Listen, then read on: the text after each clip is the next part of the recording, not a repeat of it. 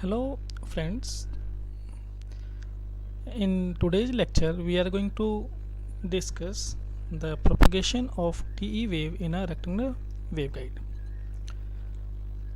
Now for TE wave, as we know, the electrical component will be 0 here Ez, where Z is the direction of propagation, and the magnetic component Hz will be having some non-zero value. Now as you know, from wave equation or the Helmholtz wave equation for TE wave is given by this delta square Hz equals to minus of omega square mu epsilon Hz. Now if we expand this left hand side, we will get curly square Hz over curly x square plus curly square Hz over curly y square plus curly square Hz over curly z square equals to minus of omega square mu epsilon Hz. Now earlier also we have replaced curly square by curly z square by an operator gamma square. So here if we replace this curly square by curly z square, then this equation becomes like this: curly square over curly square Hz over curly x square plus curly square Hz over curly y square plus gamma square Hz, plus we are bringing this towards left hand side, so this becomes plus omega square mu epsilon Hz. Now if we take Hz from this part of the equation and from this part of the equation, as if we take Hz common, then this equations look like this, where this bracketed term gamma square plus omega square mu epsilon, this can be replaced by h square, which we have considered earlier also. So by replacing this bracketed part by h square, the equation becomes like this: curly square Hz over curly x square plus curly square Hz over curly y square plus h square Hz equals to 0. Now this equation is nothing but partial differentiation equation whose solution can be assumed. Now let us assume the possible solution for this is x into y.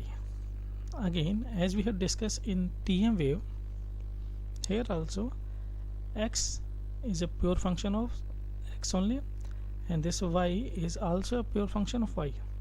So now we are going to put this possible solution in our equation number 30. So by putting this, we get this capital Y into d square x over dx square plus x into d square y over dy square plus h square into xy.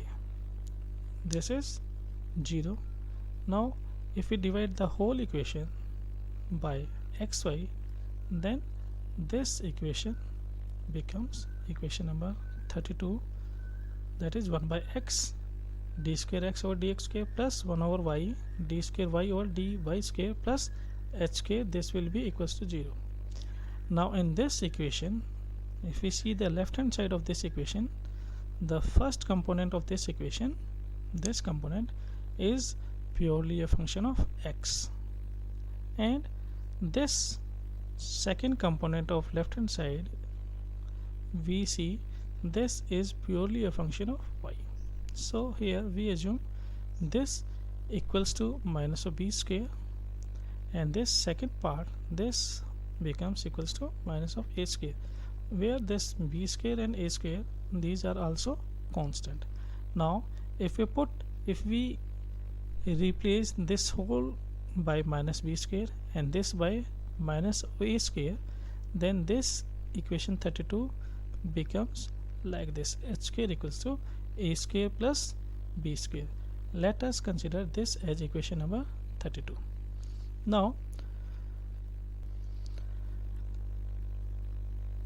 solving for x and y, as we have solved in case of TM mode by separation of variable method, we can get the possible solution that x equals to c1 cos of bx plus c2 sin of by, and the y becomes c3 cos of ay plus c4 sin of ay. Now from this we can get the complete solution by this equation number 31. We are going to put the value of x and capital Y here, and then that will be the complete solution for our case. So the complete solution will somehow look like this. Hz will be equals to the product of this part and this part, and let us say this is equation 34. Now let us apply the various boundary condition onto this equation for the TE case. Now in this figure we see there is a waveguide, a rectangular waveguide placed on a rectangular coordinate system like this, and the direction of propagation is z direction. The broader dimension is A and the shorter dimension is B. Now as I have already discussed in my previous lecture, that the fields in a waveguide which make up these different mode patterns must obey certain physical relation or the laws. Now at the surface of a conductor, the electric field cannot have a component parallel to the surface. This indicates that electric field must always be perpendicular to the surface of a conductor, and on the other hand the magnetic field on the waveguide or on the surface is always parallel to the surface of that conductor and cannot have a component perpendicular to it at the surface. So if we see here, Ez is 0 because we are dealing with the transverse electric case, TE mode. So Ez is 0, but we are having component along x and y direction, along this x direction and along this y direction. Now Ex is 0. On what surface Ex is 0? All along bottom and the top wall. This is the bottom wall, this, and this is the top wall. Here also Ex is 0 because the Ex direction is this, and these are the parallel components to the bottom wall and also the top wall. And as I have said that no parallel component of electric field exists on the surface of a conductor. So Ex is 0 for this bottom and the top wall. Similarly Ey, the direction of Ey is like this. Now Ey will be 0 at this surface, at this side wall and this side wall, because for these side walls the Ey component is parallel. So we can say for the bottom and top wall, this and this, Ex is 0, but for these walls Ey will be present because Ey will be the perpendicular to this bottom and the top wall. On the other hand, for these side walls, this and this, Ey will be 0 because Ey component is parallel component to these two walls, this side wall and this side wall. But for these side walls, Ex component will be present because Ex is perpendicular to this wall, this side wall, and also for this side wall. So keeping this in mind, we are going to apply our boundary condition, and the first boundary condition is Ex is 0 at y equals to 0 and for all the values of x varying from 0 to a. This is for the bottom wall. Okay, here Ex is 0, which I have already said, and for all the for the whole surface of the bottom wall y is 0 and the dimension x is varying from 0 to a, from this to this. Similarly, the second boundary condition, we can say the Ex is 0 at y equals to b and for all the values of x varying from 0 to a. That is for the top wall also.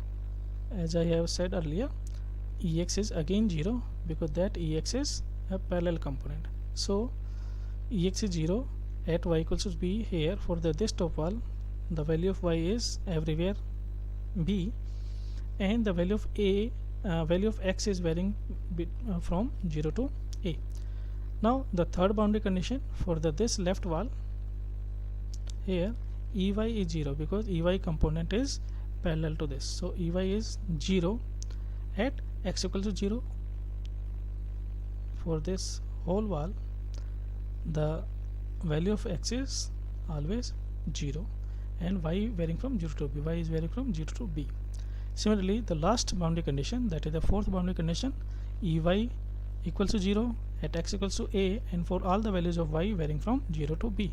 Now this fourth condition is for this side wall. Here the value of x is a constant, that is equals to a, and for this whole wall the value of y is varying between 0 to b. Now we are going to see what will happen to the equation which we have seen here, this equation number 34, if we apply the various boundary condition. Now from first boundary condition we will see C4 will be 0, from second boundary condition we will see C2 will be 0, and for third boundary condition we will see A will be, capital A will be equals to n pi by small b, and after applying the fourth boundary condition we will see capital B will be equals to m pi by small a. Now we are going to see why we are getting these results. Now let us put each and every boundary condition one by one in our equation 34. This was our equation 34. In this equation we are going to put our boundary condition, these boundary condition one by one, and try to reduce the equation, reduce the solution. Now since we know the first boundary condition is this, and already we know in our previous section we have derived this equation for Ex in term of Ez and Hz, and because we are dealing with the TE mode, so for TE mode this part of the equation, first part of this will be 0 because Ez will be 0 for TE case. So for our present case the Ex becomes equals to minus of j omega mu over h square into curly Hz over curly y.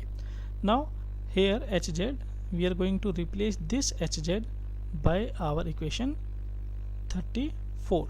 This equation 34, this is the equation for Hz. Got it? Now let us replace this. So we get, after replacing this equation and this Hz by equation 34, we get Ex equals to this term. Now here this bracketed term is partially differentiated with respect to y. So we are going to partially differentiate this equation with respect to y, and after doing that we see our Ex becomes equals to minus of j omega mu h square bracket start c1 cos of bx plus c2 sin of bx bracket close, again bracketed term minus a c3 sin of ay plus a c4 cos of ay. Now differentiation of this, cos differentiation of this will be minus of sin, and differentiating this term we will get minus a c3 sin of ay, and the differentiation of sin will be cos. So differentiating this with respect to y we will get a into c4 cos of ay. So this is our equation for Ex.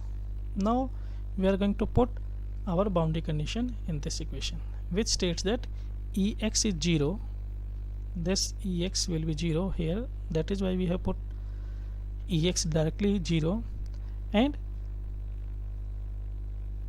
this is at y equals to 0 and for all the values of x varying from 0 to a, that is for the bottom one. So this equation becomes minus j omega mu h square into c1 cos of bx plus c2 sin of bx plus here 0. Now why 0? Because if we see the condition here is y is 0 and x is having a varying nature 0 to a, so y is a fixed value 0, whereas x is having its variable value between 0 to a for the bottom one. So if we put y equals to 0 in this particular equation, we will see this term becomes 0, so this whole terms becomes 0, that is why we have written 0 in place of this whole term. And if we put 0 here for this y, then this cos of 0 becomes 1, so the remaining term will be a of c4, so we have written a of c4. Now if we see in this equation, this part, this bracketed term c1 cos of bx plus c2 sin of bx, this will not be equals to 0. It may be possible that it may be 0 at, suppose say this may be 0 at x equals to 0, but it will not be 0 at other value other than 0. So we can say this bracketed term is not equal to 0. Also a is not equal to 0. So from here we can conclude that this c4 will be 0. Now if c4 is 0, then putting this equation in c4 in equation number 34, the solution reduced to hz equals to c1 cos of bx plus c2 sin of bx into c3 cos of ay. This term becomes 0 because here c4 is 0. And let us say this equation is 34a. Now put the third boundary condition in 34a, which states that ey is 0 at x equals to 0 and y varying from 0 to b. Now again we know that ey can be represented by this equation, as this equation we have already derived in our previous lectures. So here we see ey in term of ez and hz. Again, because we are dealing with te, so this first part of this equation becomes 0, and in this equation we are going to replace this hz by this 34a equation, and we will put ey equals to 0. Then by putting this we get ey equals to j omega mu over h square into curly by curly x of, this is equation 34a. Now this bracket term we have to differentiate, partially differentiate with respect to x. Now after doing this we get ey equals to j omega mu h square into small bracket minus bc into cos of sin of bx plus b into c2 cos of bx and c3 cos of ay. Now when we put the third boundary condition, we will see this ey is 0, this is 0 at x equals to 0. Now here we are having 1x and here we are having another x. Now if we put x equals to 0 here, then this term sin 0 will be 0, or we can say this whole term becomes 0. That is why here we have written 0.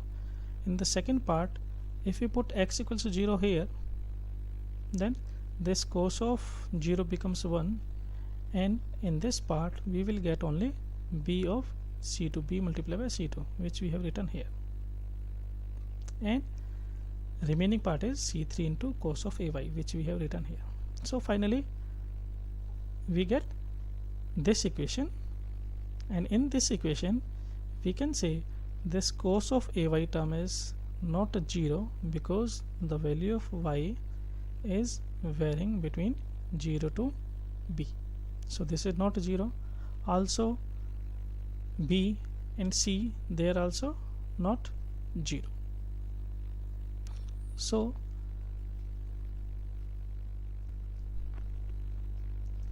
here I have mistakenly written C, it is actually C3. So C3 is also not 0, so we will conclude that C2 is 0. This is not C3, this is C2. So C2 is there, C2 is 0. Now if we put C2 equals to 0, make a correction here, C2 0, so this is C2 0. If we put this condition, the solution becomes Hz equals to C1 C3 cos of Bx and cos of Ay. Let us say this as equation 34a. Now we are going to put the second boundary condition, which states that Ex will be 0 at y equals to b and for all the values of x varying from 0 to a.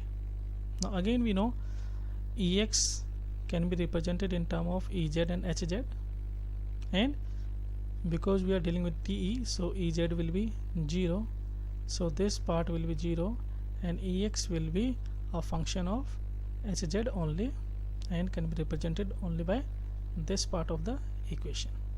And in this equation we are going to replace Hz, this equation Hz 34b.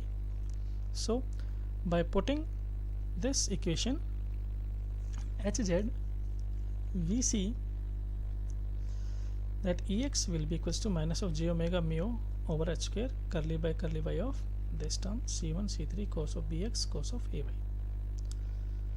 Now when we put, initially we are going to differentiate this by partially differentiate with respect to y. So this equation becomes like this, this minus will be and there will be cos minus sign, so this becomes plus, so j omega mu over h square C1 C3 a into cos of Bx sin of Ay. Now put the second boundary condition, which states that our this Ex will be 0 at y equals to b. So by putting this we assume we get this equation 0 equals to j omega mu h square into C1 C3 a cos of Bx and sin of a. Instead of y we have replaced y by b. So in this equation this cos of Bx, this term is not equal to 0 because here the x is having a varying value, and also C1 and C3 they are also not 0. So from here we can conclude that sin of AB will be 0, which means AB will be equals to n pi, or from here we can say A will be equals to small n pi by small p. Now let us put the fourth boundary condition, which states that Ey will be 0 at x equals to a and for all the values of y varying from 0 to b. Now taking the same equation, this equation 34b,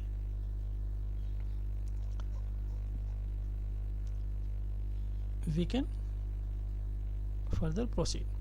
Now again we know that Ey can be represented in term of Ez and Hz. Again the first part will be 0 because we are dealing with the transverse electric mode, and for that TE mode Ez is 0, so we are having only the second part. So equation is simply Ey equals to j omega mu h square into curly by curly of x, and in place of this hz we have written this, which is nothing but equation number this 34b. Now we are going to partially differentiate this with respect to x, and after doing that we will get ey equals to minus of j omega mu h square multiplied by c1 c3 b sine of bx and cos of ay. Now put the fourth boundary condition that ey is 0 at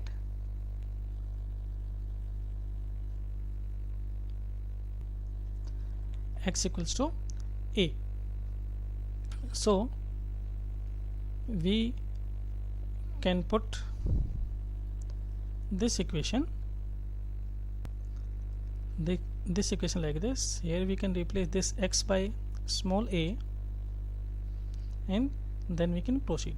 Now from that equation we can say this cos of ay, from this equation we can say this cos of ay is not equal to 0, because again here in this equation y is having a varying nature, it is varying between 0 to b.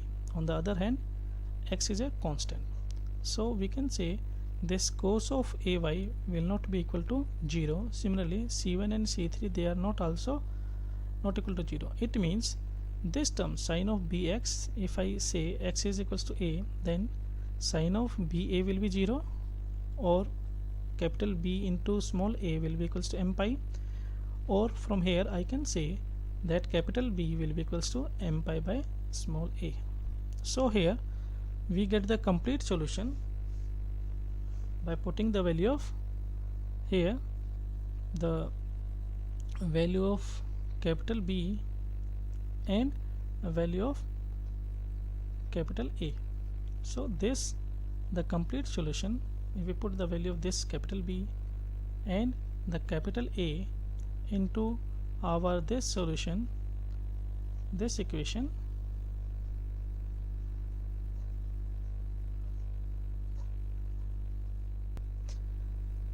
(34b), then we can get our complete solution like this: hz equals to c1 c3 cos of m pi by ax cos of n pi by b y.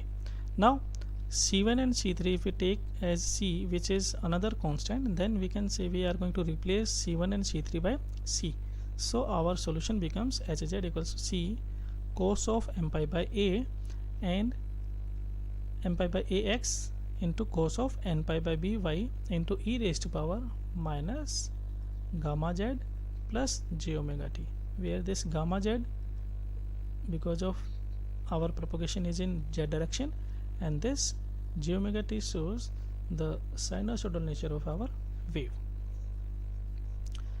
Now let us see what are the various fields component present in this case, TE case.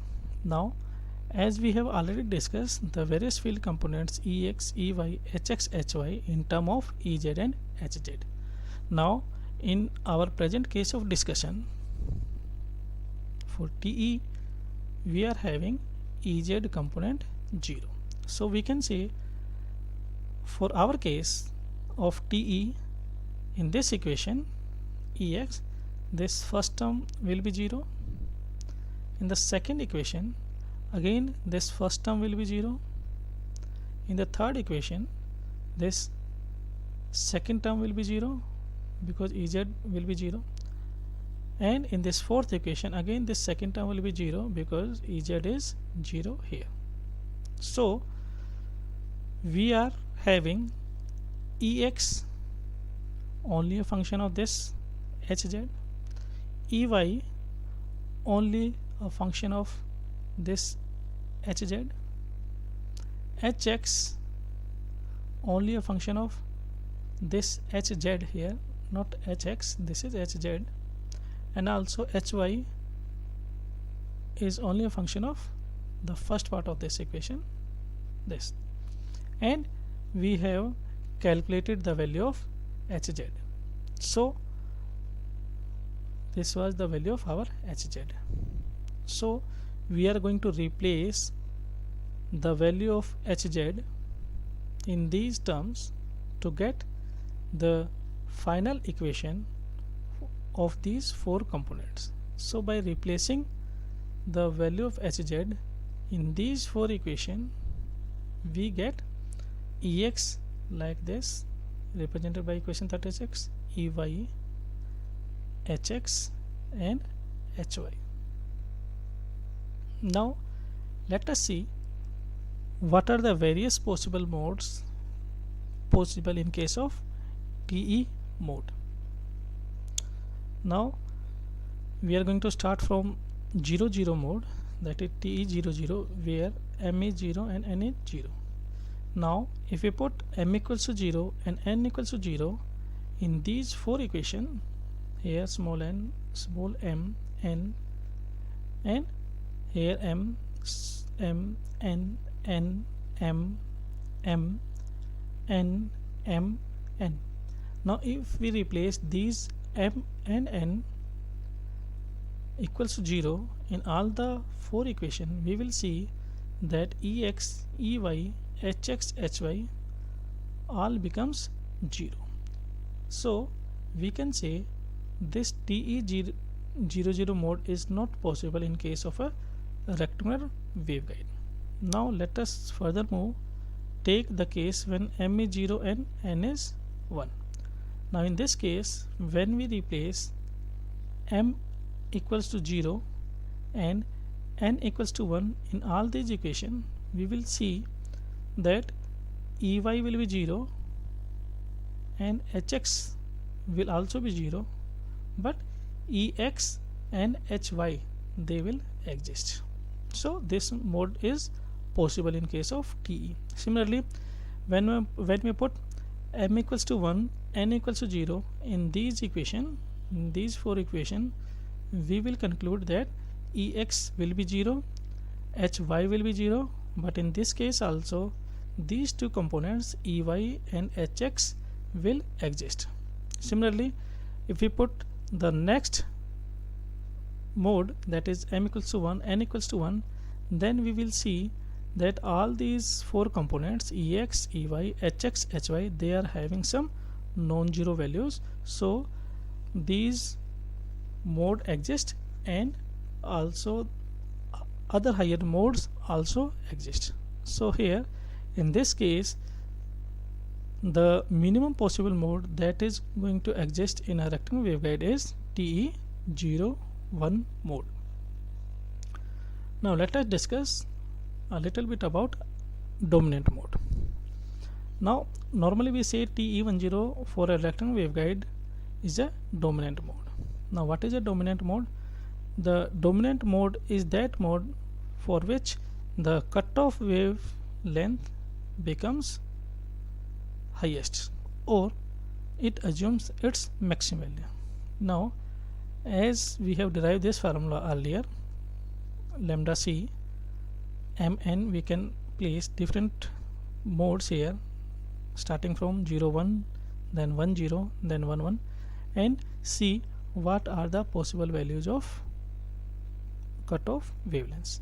Now here this capital A is the broader dimension of the waveguide and this B is the smaller dimension of the waveguide, and in each and every case A is always greater than the B, because A is broader dimension and B is the smaller dimension. So if we put here the lowest possible mode in case of T, that is 0 1, then this lambda c for 0 1 will be twice of B. If we put m equals to 1, n equals to 0, then corresponding lambda c will be twice of A. If we put m equals to 1, n equals to 1, then corresponding lambda c will be this twice of AB divided by under the root of A square plus B square. Now from here we can see the maximum possible value of the cutoff wavelength is twice of A. So we can say, because the maximum possible value of cutoff wavelength is achieved for the mode m equals to 1 and n equals to 0. So this TE10 mode is the dominant mode in case of a rectangular waveguide. Now similarly we can have other expression for TE which are similar to that of TM wave. So there also beta was equals to 2 pi by lambda g. There was a phase velocity we have discussed earlier. This is group velocity and this is the guided wavelength.